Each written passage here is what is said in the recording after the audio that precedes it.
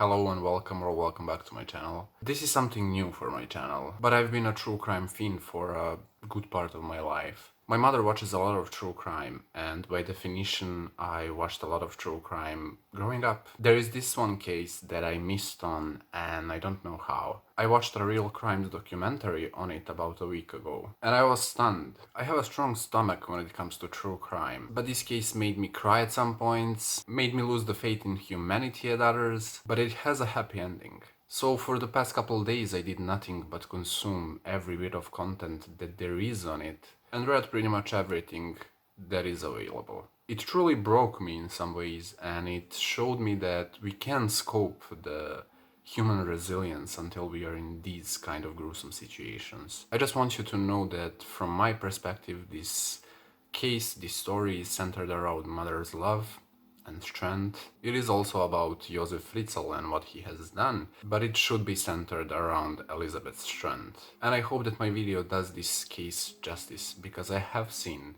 a lot of misinformation about this case. So if you're interested, keep watching. But I warn you now, it is quite gruesome. This is the case of Elisabeth Fritzl being kept in the basement of her house for 24 years. Right below her home, right below the rest of her family. Let's start from the beginning. Elisabeth Fritzl was born on April 6, 1966, in the town of Amstetten in Austria. Rosemary and Josef Fritzl had 7 children, and Elisabeth was the 4th child. Josef Fritzl, Elisabeth's father, was born in 1935 in Amstetten. His parents were Josef Sr. and Maria Fritzl. He was raised Roman Catholic, and he attended the school in Amstetten in the class of 1951. This is one of his rare pictures from that period. He grew up without his father, and his mother didn't have much love to offer. She said to often leave him by himself for long periods of time from his early childhood, and she was never showing him any kind of love or affection. Oftentimes she had rage outbursts for no good reason, and Josef was on the receiving end of that. Maria was very strict towards Josef and would often punish him for no reason. Josef preferred to be left alone. I can imagine why. Keep in mind that this is happening all around World War II. At one point, when his mother got in trouble with law, and she was known for getting in trouble with the people in charge, Maria was sent to a concentration camp. During this time, Josef was sent to an orphanage, and he was told that his mother is dead. Only a couple of months later, she was freed and picked him up from the orphanage. That alone will leave issues. The highly intelligent only child grew up in a climate of cruel discipline. His father was reportedly killed in the war years later. His name was inscribed on a memorial set in the center of their city. Little Josef grew up despising his father, considering him a loser. He idolized his mother. For him, she was the embodiment of a perfect woman. Maria Fritzl was, by all accounts, a weird woman. She valued discipline above anything else, which is in line with the ideology of the Third Reich. In later interviews, Josef said that she used to hit him, she used to beat him to the point where he was lying in a pool of blood. It left him feeling totally humiliated and weak. Josef never even had a kiss from her. Maria kept insulting him and even at one point called him Satan. The only thing she ever did with him was to go to church. Oftentimes when it comes to the most gruesome crimes in the human history, we tend to go to the criminal's childhood and search for signs, search for clues that could have triggered something in their mind. Even though his mother was very strict and abusive, I couldn't find anything about sexual deviancy. As he entered his 20s, he was becoming something of a dandy, with a perfectly manicured mustache, expensive clothes. He frequented bars and was popular with the girls. Although he rarely went out with any, in constant fear of his mother's disapproval, it was precisely at this time that he started exposing himself to women around the woods of Linz. He found this perverse thrill of power it gave him over them. Late at night he would pedal his bicycle spying on women around the town. Josef would also listen to couples having sex. Over the next few years, his exhibitionist actions attracted the local authorities' attention. Despite his harsh childhood, he managed to become an electrical engineer and keep his life somewhat together. At 21 he married Rosemary, the woman with whom he would spend the next 51 years. Josef met her through her father. They were colleagues at this Linz firm where Josef was working as a technician at the time. Rosemary was 15 or 16 at the time. When they married, she was 17. Poorly educated, trained as a kitchen help, and Josef was all she had. Fritzel, an electrical engineer at the time, was highly intelligent, as some sources later said, but it was exactly his intelligence that prevented him from taking his wife seriously. He was the one who was in control of the marriage. From the beginning, Rosemary's family distrusted Josef. They believed he was cruel and exploitative. Rosemary's younger sister Christine, in later interviews, said that she always hated him. She also said that it always looked like Rosemary was at Josef's mercy, and she was not even of legal age at the time of their marriage. Rosemary Fritzl was quite a submissive person in every aspect of her life. She was never in the driving seat. She never made any decisions that would greatly affect her or her children's lives. And that is one of the deciding factors that contributed to this crime being even able to happen. It might have been something that Josef was precisely looking for when looking for a woman, but it might also be a pure coincidence. Nevertheless, it was of great benefit to him when he started making the atomic bomb shelter right in front of their house, in their garden, and it also reached below their house. Rosemary was not even allowed to bring him food or coffee while he was working in the basement. She was the perfect wife for Josef Fritzl. She was also said to be incapable of satisfying his needs. In the fall of 1967, after Rosemary already gave birth to 4 of their children, Fritzl raped a woman in the city of Linz. He apparently attempted to rape another woman earlier. This crime earned him 18 months in prison. Rosemary even covered for him with the friends and family. Her excuse for his absence was a work trip. I understand people being submissive and compliant to a certain point, but this is just covering up. She had the perfect chance to leave him at this point. But the times were different, and I also have to take that into account. This crime was, after 15 years, purged from the police records. That is one of the saddest facts in this case, because it could have played a huge role in Elisabeth's freedom. And why there was a practice of purging crimes from the police records after X amount of years, I'll always ask myself. If the police knew what Josef was up to when the kidnapping happened, Elisabeth's horror could have been ended much earlier.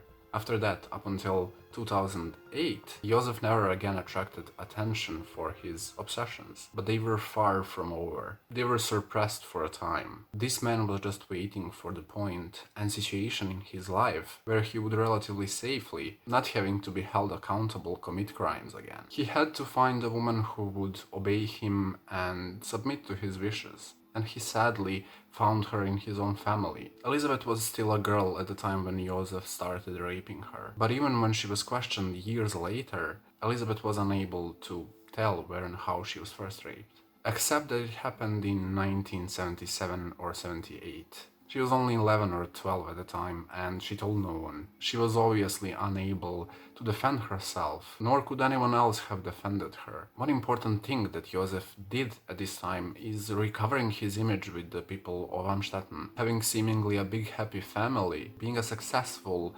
electrical engineer and businessman earned him a lot of respect from the people of Amstetten. He was buying a lot of properties and land, so he broadened the source of his income. The house that the family lived in was huge, and a couple of rooms were rented. It is said that he was the one that the whole town knew and respected. Even police, banks, and other public services respected him. When he came home from work, if there were any children's friends, they had to leave immediately, and the children were required to stay silent. If they failed to comply, or if they forgot to say please or thank you, he would beat them. Josef was, as you would expect at this part of the story, even more strict towards Elisabeth. It is said that even from a young age, he saw a lot of himself in her, and she was his favorite child. So as she grew up, his obsession with her grew. She was forbidden to socialize with her friends outside of school. Elisabeth was never let to have a boyfriend or a crush. He even secretly read her diary, and she was always with him. Even before the sexual assault started, he would expose himself to her. He left lewd magazines under her pillow. In his sick way, he was preparing her for what was to come. He denied sexually assaulting her until she was 18, and even had the audacity to, at one point in the investigation, say that all of their sexual encounters were consensual. Her friends would later say that she was always kinda reserved and shy, but happy, until that point came when they saw a certain change in her, and I suppose that happened at the start of her horror story. Josef had an extremely appropriate reason for building his underground atomic bomb shelter. It was the time of Cold War, and Austria was on the brunt of the possible nuclear attack. The application for a building permit for the atomic bomb shelter and some other extensions on the house was filed in 1978 and was not long after granted.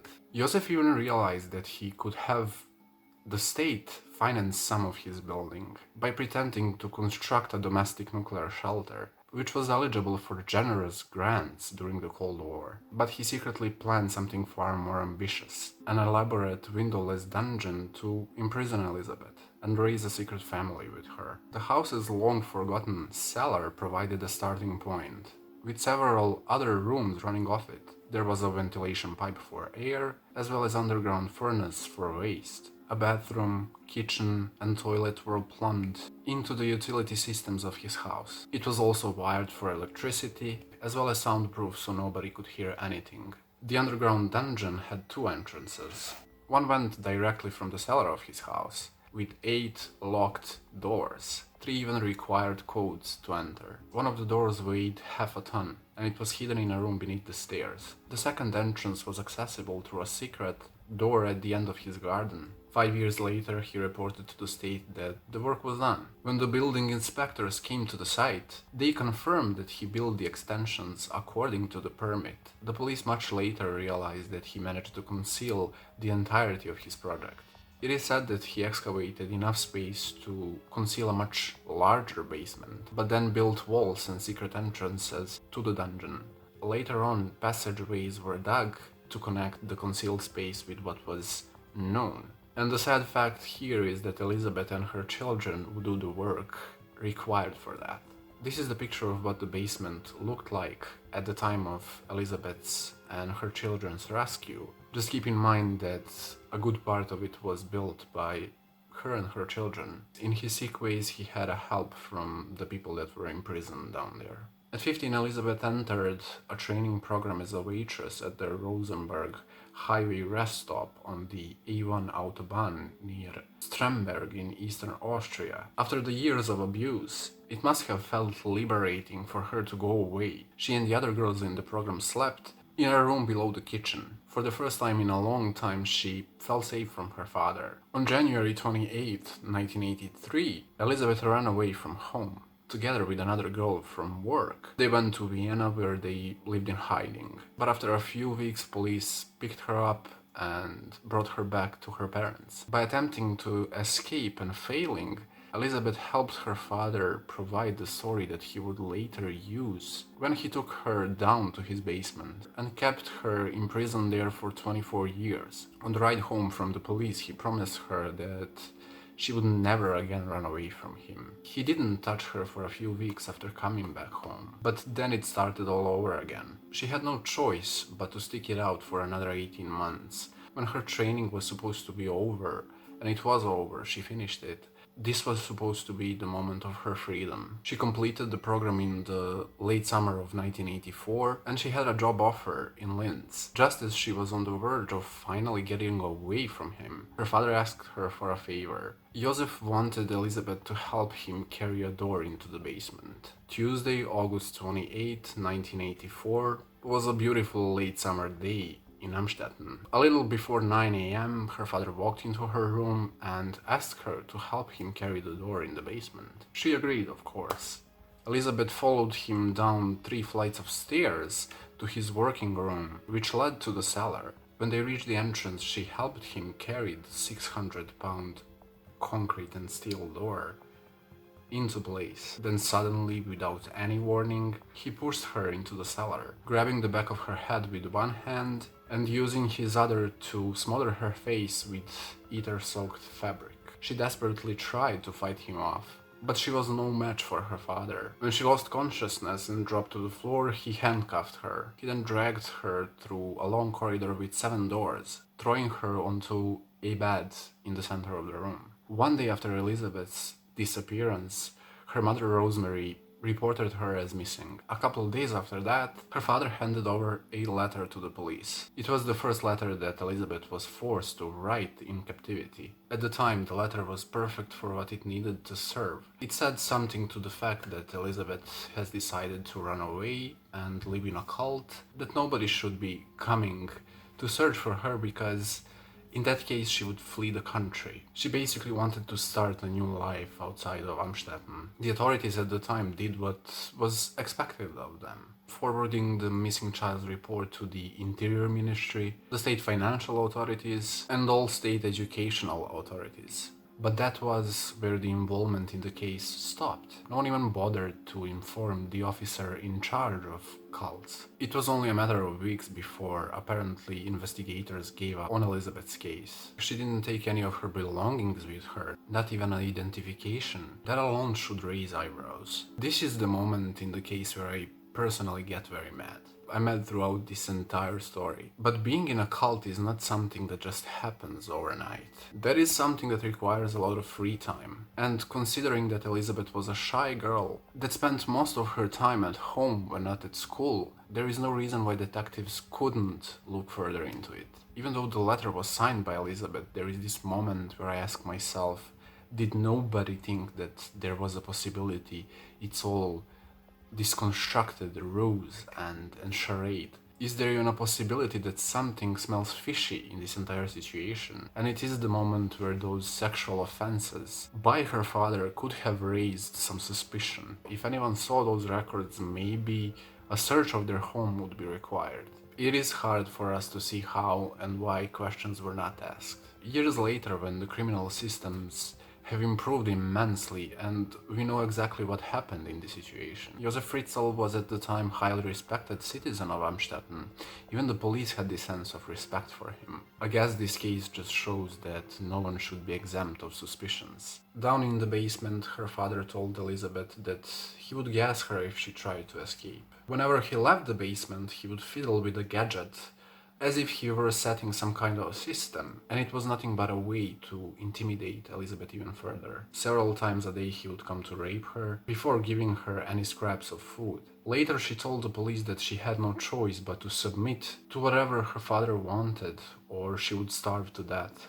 Her thoughts during those grueling times while she was waiting to hear her father come, while handcuffed to a pole in the dark, only she will ever know. Day and night no longer existed in this hell, and she could not even differentiate hours, days, months. Just imagine being left alone in this dark, damp place. Light is controlled by your father that has assaulted you for years, and now has left you locked.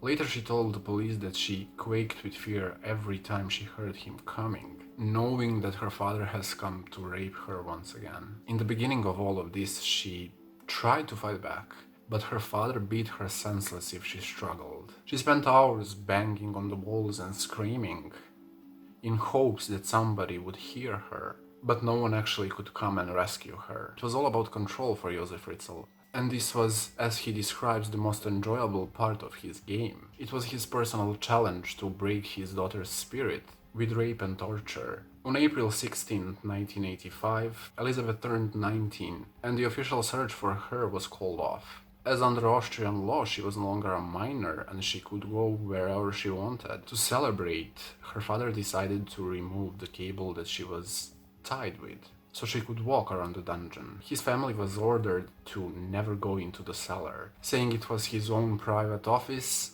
with all his business files. His tenants were banned from using the garden, keeping pets, or even going into the backyard, with the threat of immediate eviction. Before he even allowed a tenant to rent one of his rooms, he would warn them that the cellar was out of bound, and never to go anywhere near it. He also stressed that no photographs could be taken of it, and they were only allowed to move in after agreeing to all these terms. Soon after imprisoning Elisabeth, he developed a regular routine, often spending entire nights in the cellar, telling Rosemary that he was busy on a new project that was going to make them a fortune. He would go grocery shopping separately, in the regular Amstetten shops for his upstairs family, and far away from Amstetten for Elisabeth and later their children. Brace yourself. This entire case is extremely cruel, and actions by Josef Fritzl are unthinkable for us normal human beings, but this moment had me shiver the first time when I heard about it. In September 1986, Elisabeth has fallen pregnant with the child of her own father and fell into a deep depression. When she miscarried alone at 10 weeks, she contemplated suicide. Her father showed no sympathy whatsoever, disposing of the fetus. He even turned the lights off to punish her. In 1988, 4 years after her father imprisoned her in the basement, Elisabeth became pregnant once again. She was 22 at the time, and she was terrified to tell that to her father, waiting as long as possible before telling him. She thought that this would force him to set her free to go to a hospital and give birth to his child, but Elisabeth was sadly mistaken. His response was, "Do you think that I'll let you go that easily?" He brought her some basic medical book about childbirth, a pair of scissors, and one towel. During her long months of pregnancy, Elisabeth agonized over whether the incestuous baby would be healthy. Right around that time, their relationship kinda changed. And it is precisely the moment where a lot of victims of similar crimes get backlash. Surviving something like this should be celebrated. And why would somebody think that it is their place to say something like, "You should have done this differently or that differently"?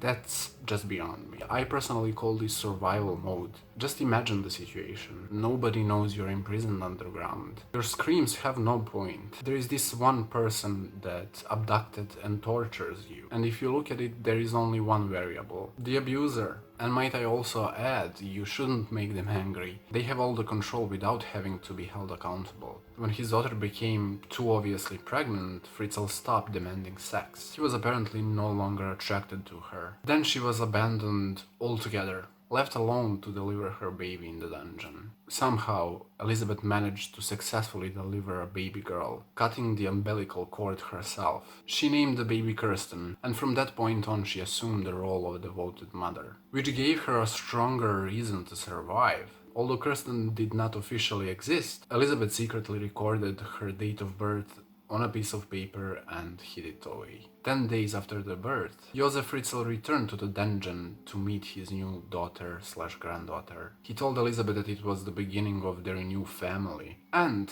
that as his new wife, he was expecting more children from her. This particular information is left out from a lot of sources in this case. It is often said or implied that the children came secondary to his sexual assaults, but he was sick on new levels and wanted more children, wanted to have a proper family in this ordeal. A couple months after Kirsten's birth, Elisabeth became pregnant again. Once again, her father was not there for her, letting her go into labor alone. In late 1989, she delivered a boy she named Stefan, noting down his birthday on another piece of paper. In 1991, Elisabeth became pregnant for the 4th time. The following August, she gave birth to her second daughter, Lisa, and the space now has become crowded, so Josef was finding it hard to move around. Elisabeth then begged him to give her more room for 2 toddlers and a new baby, so they would not continuously witness her raped.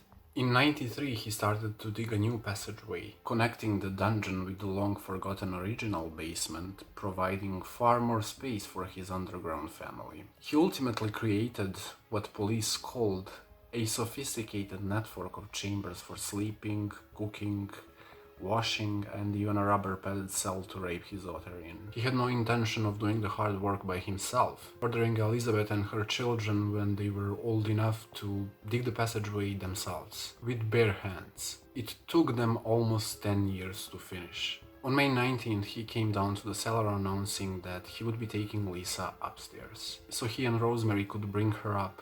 Then he gave Elisabeth a pen and a paper, and dictated a new note. Elisabeth was truly heartbroken at the idea of losing her newborn baby, who weighed just 12 pounds. She breastfed her and formed a strong bond, as with all of the previous children. But her father was not listening, giving her no choice. After allowing Elisabeth, Kirsten and Stefan to kiss the baby goodbye, he packed her in a small cardboard box, bringing her out of the cellar into the daylight for the first time. It truly was the luckiest day of Lisa Fritzl's life. Later that day, he brought the box containing Lisa to his home. He carried it into the living room to show Rosemary, saying he just discovered it on their doorstep. Then he showed her the letter that Elisabeth wrote, saying that she abandoned the baby, and that two of them should bring her up. He later took the same letter and gave it to the police, along with some old Elisabeth school books, suggesting that they should be compared by a writing expert. He even requested a DNA test, saying that he and Rosemary wanted to adopt the child, but only if it was truly Elisabeth's daughter. When this DNA test was done, how was it not possible to see that this child was a product of incest? But maybe the DNA technology was not as sophisticated as it is today. Rosemary could have done something in this moment. She knew about his previous crimes, but she did cover for him after all. With the friends and the family, she was compliant with him. As soon as the children were old enough, Elisabeth taught them how to walk, how to talk, and she later taught them how to write and read. Even though she was not a good student on her own, she was truly determined to give her children the best education that she could under these horrific circumstances. Josef brought them books for basic education and a TV. To try to relieve the cellar's boredom, Elisabeth made toys out of cardboard for her kids to play with. She also told them fairy tales and sang them lullabies for good night. For the children's survival, she carefully constructed this illusion that their life was normal. She never told them they were prisoners, although she did talk that the upstairs world exists, that there is more to life than this. She would describe them the difference between the night and day, describing the sun, moon, and nature. Elisabeth should, if she hasn't already, receive some kind of a Mother of the Millennium award, Mother of the World award. I'm convinced that her children are the sole reason that she is sane and alive today. In early March 1994, Elisabeth delivered another baby girl, helped by Kirsten and Stefan. It was once again a painful birth, just like all her previous ones, having only aspirin as medication. And once again, she also had to cut the umbilical cord herself. Elisabeth gave her a new beautiful baby named Monica. And Kirsten and Stefan were delighted to have a new baby sister during the brief time that she stayed with them. She was not long after brought upstairs, just like Lisa. Josef once again made Elisabeth write another abandonment letter. He did the good old spiel that everyone seemed to believe. On April 29, 1996, Elisabeth delivered a set of twins. She named them Michael and Felix. Once again, their father was absent. Apparently, he finds the idea of childbirth distasteful. This time, one of the babies had some complications. Michael developed severe respiratory problems, and Elisabeth desperately fought to save his life. Without any medical supplies or knowledge, she begged her father to take the baby to the hospital, but his only response was, "What will be, will be." Then, 3 days after birth, Michael passed away in his mother's arms. The baby could have survived if the medical attention was provided. Living their lives without sunlight and with very little light in such a confined space affected the children's coordination and balance. Stefan grew to 5 feet 9 inches tall, and he was never able to stand up straight, so he has a permanent walking problem. They all suffered unimaginable sensory deprivation, as well as vitamin deficiencies, and problems with their immune systems. The space that they were living in was always damp, full of bacteria, rats, roaches, so I made a mistake. Michael's brother is called Alexander, Felix is their next baby. On August 3rd, 1997, after forcing Elisabeth to write yet another note, Josef brought Alexander upstairs, depositing him on a doorstep. Once again, he went through the charade of his daughter, again thoughtlessly abandoning another child and leaving it for him and his wife to raise. By all accounts, the life for the three upstairs children was totally normal. Their grandmother Rosemary took good care of them, but their grandfather always insisted that the children called them to Mama and Papa. Yet another sick thing. Lisa and Monica went to the local Amstetten school and they reportedly were excellent students. Monica suffered from a heart condition though, and it required surgery, but she made a speedy recovery. By Christmas 98, Josef Fritzl had seemingly everything under control. He now lived his complicated double life with military precision. On March 2nd, 98, 14 years after Elisabeth was imprisoned, a 10-year-old girl named Natasha Kampusch disappeared. Natasha was the same age as Kirsten. These two cases have some similarities, and if you want me to cover it also, just leave it in the comments. It is fascinating to know that Natasha will be imprisoned for 8 years,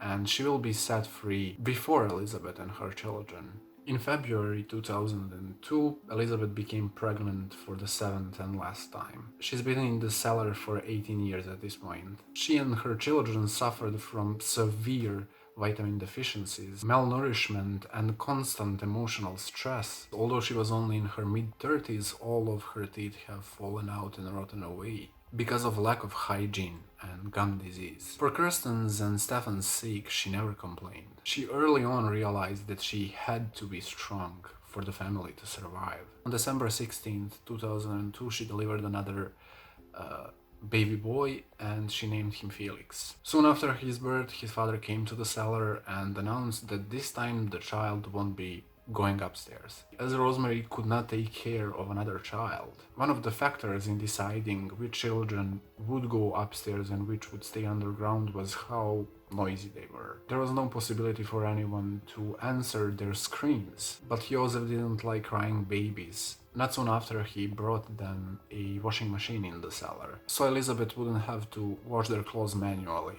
Now finally, after all these years, in 2008, his plans are about to go down. His plans fall apart because Kirsten became seriously ill due to lack of oxygen. Elisabeth gave her aspirin, which was of no help whatsoever. In fighting the state of her health, Kirsten then had a complete mental breakdown. She tore out her own hair in clumps. Then, to protest their brutal living conditions, she ripped off her clothes, threw them into the toilet to back it up. Her mother could do nothing but to watch her oldest daughter deteriorate, and she was trying to comfort her between seizures. Around this time, just before Kirsten became ill, it became increasingly hard for Josef to manage both lives. He was getting older, so he got the idea that Elisabeth should come home with the rest of her children and tell everyone that she is no longer in a cult and that she wants to go back to her previous life. Josef said that Elisabeth should train her children to this idea, so his gruesome crimes wouldn't be discovered. On Wednesday, April 16th, Elisabeth's 42nd birthday, he came down to the cellar to bring her a present. She then begged him to set Kirsten free and take her to a hospital. At this point, it was obvious just how ill Kirsten was, and Josef knew that she couldn't survive in the cellar anymore. When I was first introduced to this story, I thought that he would just let her die, but he didn't. There was this crumb of humanity still left in him. Though it was hard to pull out a 19-year-old seriously ill girl from the basement without his wife noticing, so he decided to let her be in the state for 2 more days, because it was more convenient for him that way. In those 2 days, Rosemary was set to go on a trip in Italy. That Friday night, after Rosemary departed for Italy, Kirsten's condition deteriorated further. She began cramping and having convulsions, biting her lips until they bled,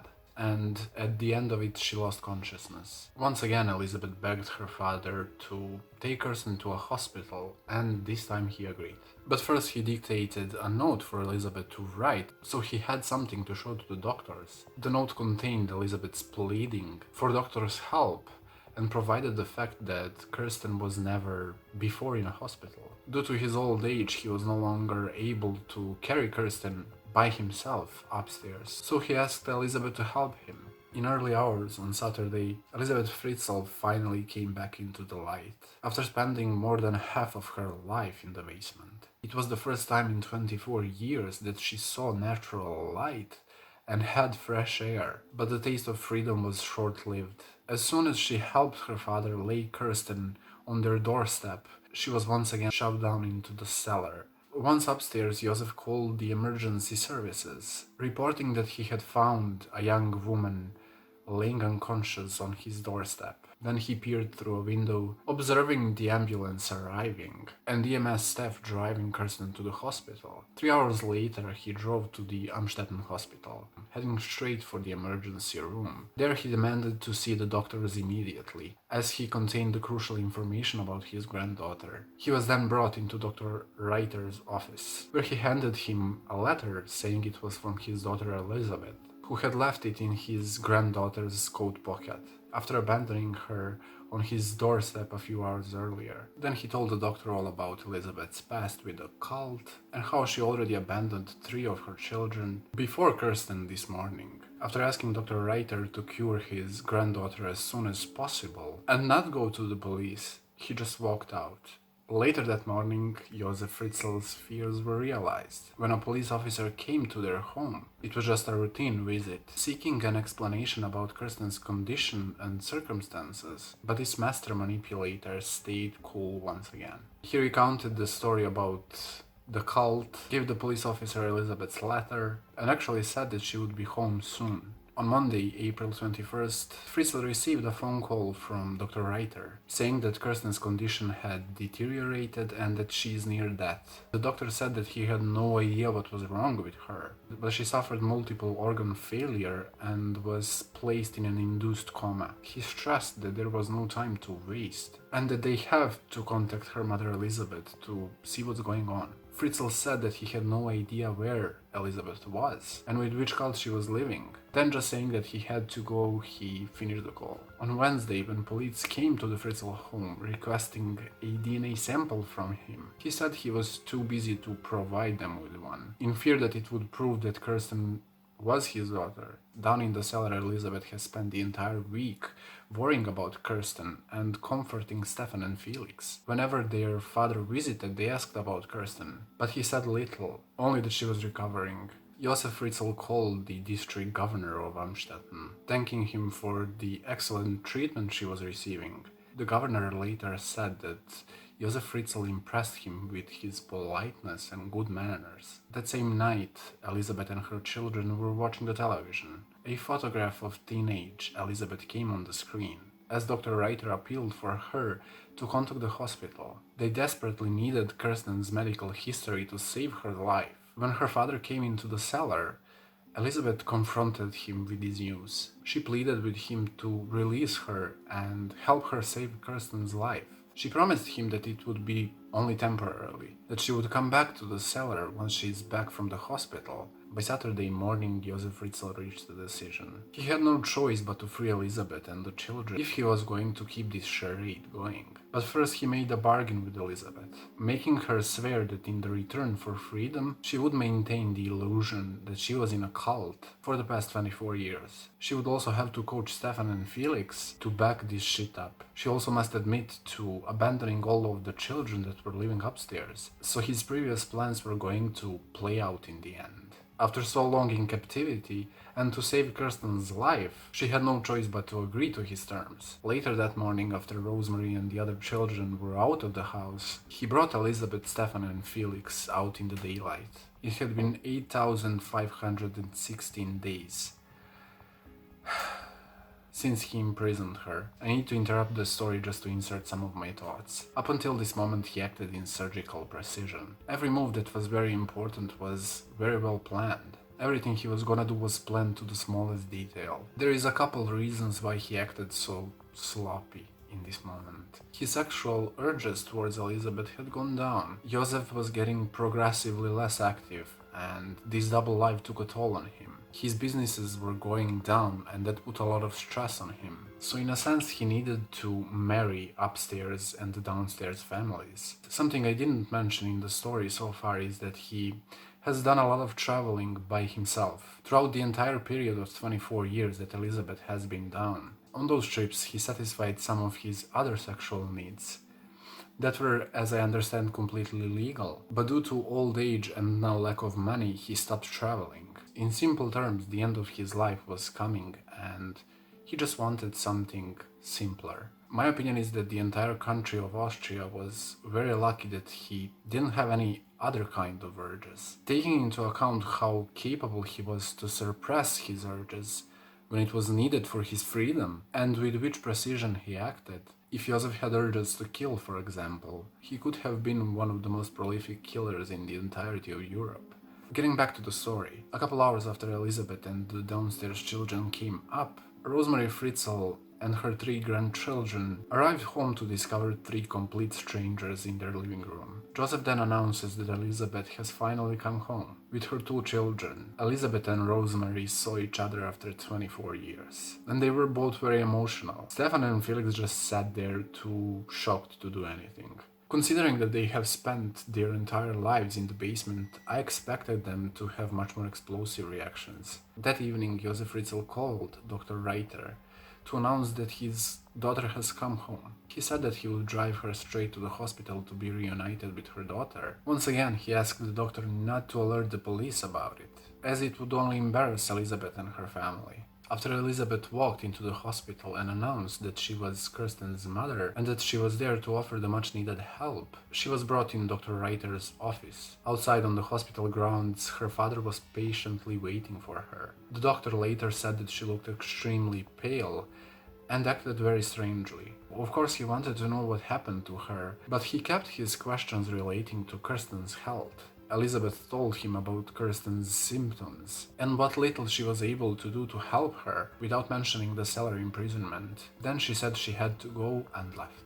As soon as Elisabeth left his office, he contacted the police. A few minutes later, Elisabeth and Josef Fritzl were picked up at the hospital gates and brought to the police for questioning. They were placed in the separate rooms, and the detectives were much more concerned with Elisabeth, as they still believed that she was the mother that abandoned 3 children. At first she didn't want to talk and just looked into a wall. But after a few hours of threatening to take her children away, Elisabeth decided to tell what actually happened to her. And she told them everything. It is reported that all the detectives and staff working on this case had to go to therapy after everything was over. I understand the detectives doubting her. Kirsten walked into a hospital paper white, very thin. She doesn't exist in terms of law. No identification, no nothing. And a couple of days later, Elisabeth walks into the same hospital miraculously and is looking the same. Considering how the police and all the social services failed Elisabeth for 24 years, it's understandable why she didn't want to talk.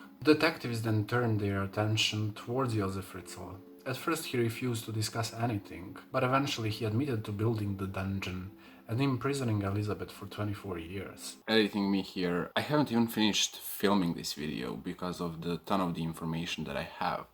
So it's going to be split into parts. But this part is the biggest chunk of what actually happened. In the next part I'll be explaining how everything played out after Josef's arrest and where Elisabeth and her children are now. If you're at this point in the video, why don't you just subscribe and like the video?